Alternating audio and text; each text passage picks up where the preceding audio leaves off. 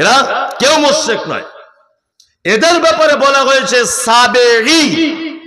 সাবেঈ কারা? সাবেঈ হলো তারা যারা আল্লাহকে এক বলে মানে, তারপরেও পৃথিবীতে দেবদেবী তৈরি করে তাদের আবার আলাদা আলাদা ডিপার্টমেন্টের ক্ষমতা আছে বলে মানে, এরা হচ্ছে সাবেঈ। একটা হিন্দু লোককে জিজ্ঞেস করবেন, দাদু এত জোরে বৃষ্টি হচ্ছে কে দিচ্ছে? তা বলছে ভগবান দিচ্ছে, বলে না? বলে। আবার একজন হিন্দু ভাইকে জিজ্ঞাসা করবেন কোন একটা কিছু হলে, বলবে উপরে একজন আছে, উপরওয়ালা, বলে না? তার মানে ও জানে একজন উপরে আল্লাহ আছে, কিন্তু ওর এটা বিশ্বাস যে পৃথিবীতে দেবদেবীদের আলাদা আলাদা ডিপার্টমেন্টের ক্ষমতা দেওয়া হয়েছে। এই জন্য বিশ্বকর্ম পুজো করে হিন্দু ভাইরা, করে না? করে। তার মানে ওদের একটা ধারণা হচ্ছে যে বিশ্বকর্মের ডিপার্টমেন্ট দেওয়া হয়েছে লোহা লাকড়ি যারা ব্যবসা বাণিজ্য করে, লোহার কাজবাজ যারা করে, দোকানদার মানুষেরা, তারা এই ডিপার্টমেন্টে বিশ্বকর্মকে দায়িত্ব দেওয়া হয়েছে। দুই, হিন্দু ভাইদেরকে দেখতে পাওয়া যাবে ইস্ট ওয়েস্ট দেবীকে মানে, অর্থাৎ সূর্যকে মানে। ওই জন্য গোসল করার সময়, স্নান করার সময় সূর্যের সামনে গড় করে, করে না? করে। কারণ কি? ওদের একটা ধারণা পৃথিবীতে যত মানুষের আগমন, সমস্ত মানুষ গঙ্গা দেবীর সন্তান। ওই জন্য ওরা ভাবে যে গঙ্গা দেবী হায়াত মওতের ব্যাপার ডিপার্টমেন্টটা সূর্যের কাছেই আছে, এটা ওরা মনে করে। কি বললাম বুঝলেন? এখন ওরা হলো সাবেঈ। মুশরিক তাহলে কারা?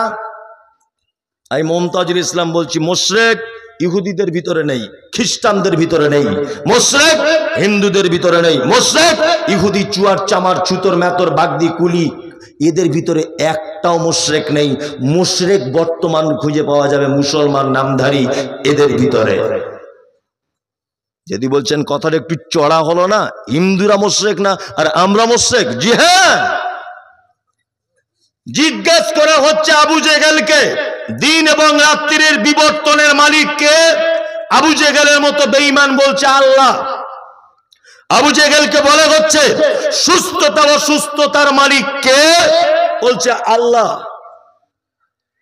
আবু জেহেল তখন আবু জেহেল আবার মোহাম্মদকে ডেকে বলছেন, মোহাম্মদ ও ভাতিজা, সবকিছুর মালিক আল্লাহ, এটা আমি জানি, তবে আল্লাহর কাছে এমনি পৌঁছানো যাবে না। এই যে পাথরের তৈরি করা 360টা দেবদেবী, এদের উপাসনা করার মাধ্যমে আল্লাহর কাছে পৌঁছানো যাবে। তার মানে আবু জেহেল জানতো রুজি রুটির মালিককে আল্লাহ, হায়াত মওতের মালিককে আল্লাহ, কিন্তু সে মুশরিক হলো কেন? তার এটা দাবি যে স্রষ্টার কাছে ডাইরেক্ট পৌঁছানো যায় না, 360টা দেবদেবীর মাধ্যমে স্রষ্টার কাছে পৌঁছাতে হয়। আমি মুমতাজুল ইসলাম বলছি, আজও পর্যন্ত এই বাংলার মাটিতে অসংখ্য নামধারী মুসলমানদেরকে দেখতে পাওয়া যায় যারা আল্লাহকে ডাইরেক্ট পৌঁছানো বাদ দিয়ে পীর হুজুর খেজুর মাজারে গিয়ে মাথা নত করে তাদের মাধ্যমে আল্লাহকে ডাকতে চায়। এরকম লোক আছে না নেই? আছে। 1500 বছর আগে মুশরিক আর এই মুশরিকের ডিফারেন্স এতটুকুই যে তারা পাথরের দেবদেবী তৈরি করে তাদের মাধ্যমে আল্লাহকে পেতে চাইতো। আর বর্তমান মুসলমানের ভিতরে মুশরিক তারা যারা তাদের বাপ দাদা 14 গোষ্ঠী কবর দিয়ে ওই মৃত মানুষদের মাধ্যমে আল্লাহকে ডাকতে চায়। ওরাও মুশরিক, এরাও মুশরিক, কোনো ডিফারেন্স নাই। আশ্চর্য ব্যাপার। বলছে মুমতাজুল ইসলাম, তুমি এ কথা বলো কি করে? তুমি জানো গাছে উঠতে গেলে ডাল ধরে উঠতে হয়? তুমি জানো আল্লাহর কাছে ডাইরেক্ট পৌঁছানো যায় না? বিয়াদব, তোমার জন্মের ঠিক নাই। আমাকে বলছে সোশ্যাল মিডিয়াতে, আমি পাল্টা উত্তরে বলেছি, ওরে বিয়াদব, যে গাছের ডাল আছে ও গাছে মুমতাজুল ওঠে না, আমি নারকেল গাছে উঠি। যে গাছের ডাল আছে তার গাছের ছায়াটা পর্যন্ত যাব না, নারকেল গাছে উঠবো। কত বড় বোকা বানিয়েছে মানুষকে, কত বড় বোকা বানিয়েছে সমাজকে। আল্লাহ জাতিকে কত ধোকা দিচ্ছে দেখুন। আচ্ছা বলুন তো দেখি, মানুষ দালাল ধরে কখন? কখন ধরে দালাল? না, বিপদে পড়ে নয়, যখন অপরিচিত হয় তখন দালাল ধরে। আমার ছেলে অসুস্থ, ভেলোরে নিয়ে যাব। জীবনে আমি ভেলোর চিনি না, আমি নিরক্ষর লোক, বুঝি টুজি কম।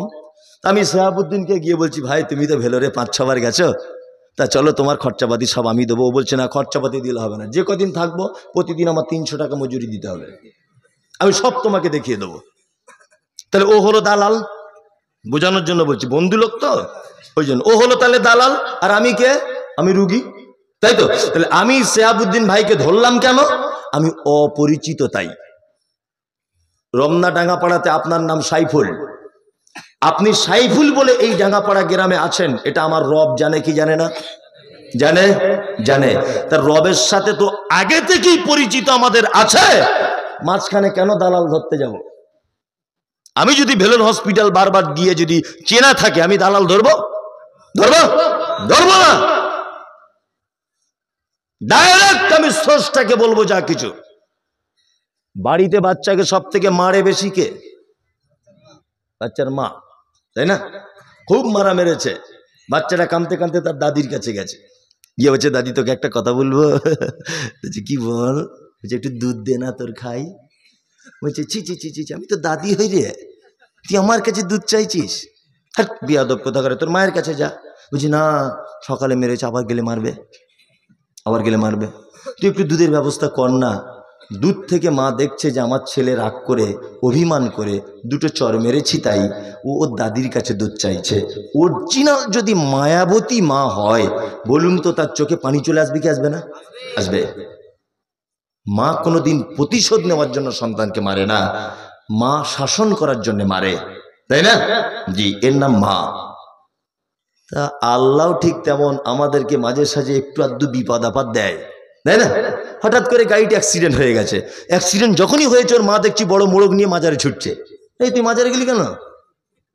অ্যাক্সিডেন্ট হতে পারে, গাড়ি হতে পারে কি পারে না? আল্লাহ তো এই ব্যাপারে প্রাইজ ঘোষণা করে দিয়েছেন। কি আল্লাহ তাআলা বলছেন, ওয়ালা নাবলু আন্নাকুম বিশাইয়্যিম মিনাল খাউফি ওয়াল জু' ওয়া নাকসিম মিনাল আমওয়াল ওয়াল আনফুস ওয়াস সামারাত ওয়া বাশশিরিস সাবিরিন। নবী আপনি বলে দেন, তাদের সুসংবাদ দেন। কাদের? আল্লাহ বলছেন ওয়ালা নাবলু আন্নাকুম বিশাইয়্যিম মিনাল খাউফ, বিভিন্ন ব্যাপারে যাদেরকে আমি ভয় দেখিয়ে দেবো, ওয়াল জু', রুজির অভাব দিয়ে দেবো, আর মাঠের ফসল নষ্ট করে দিব, তার সম্পদ নষ্ট করে দিব। তারপরেও যারা ধৈর্য ধরে থাকবে, আল্লাহ নবীকে বলছেন অবাশশিরিস সাবিরিন, নবী আপনি বলে দেন এই ধৈর্যশীলদের জন্য রয়েছে জান্নাত। কি জান্নাত? আপনি হঠাৎ একটুখানি কিছু হলো মোরগ নিয়ে ছুটছেন, আশ্চর্য ব্যাপার। আল্লাহ রাগ করবে কি করবে না? বিপদ হয়েছে, কামা ফিন নাস আর নাসুন নিয়াম, রাতে সবাই যখন ঘুমিয়ে যায়, তখন আপনি আল্লাহর দরবারে দুটো হাত তুলে বলুন, আল্লাহ আমার বড় ভুল হয়েছে, তুমি ক্ষমা করে দাও। আল্লাহ আমার ছেলে বিপদে, ক্ষমা করে দাও। সে মেয়েটা ব্লাড ক্যান্সারে ভুগছে, আল্লাহ তুমি ক্ষমা করে দাও। কার দরবারে চাওয়া লাগবে? কার? আল্লাহ, আল্লাহ, আল্লাহ। যত রকমের পদ্ধতি আছে এগুলো সব কি শিরক। আল্লাহ আমাদের শিরক থেকে বাঁচার তৌফিক দান করুন, বলুন আমিন, আমিন। আর একটা শব্দ আছে, তার নাম মুমিনুন, আছে না? কাফের আছে, মুহসিন আছে, অনেক আছে, আমি একটা একটা করে বলছি। আচ্ছা, মুমিন, মুমিন আর ঈমান এই দুটো জিনিস এক না আলাদা? কথা বলুন। আচ্ছা, দান আপনারা করবেন অবশ্যই, কিছুক্ষণ দাঁড়ান, আমি ঠিক টাইমে শুরু করছি। আচ্ছা বলছি, মুমিন আর ঈমান এই দুটো জিনিস আলাদা না এক? আচ্ছা এবার বলছি, দুই। নবী আর রাসূল এক না আলাদা? আলাদা, তাই না? আচ্ছা, প্রত্যেক রাসূল নবী, কিন্তু প্রত্যেক নবী রাসূল নয়, তাই না? জি।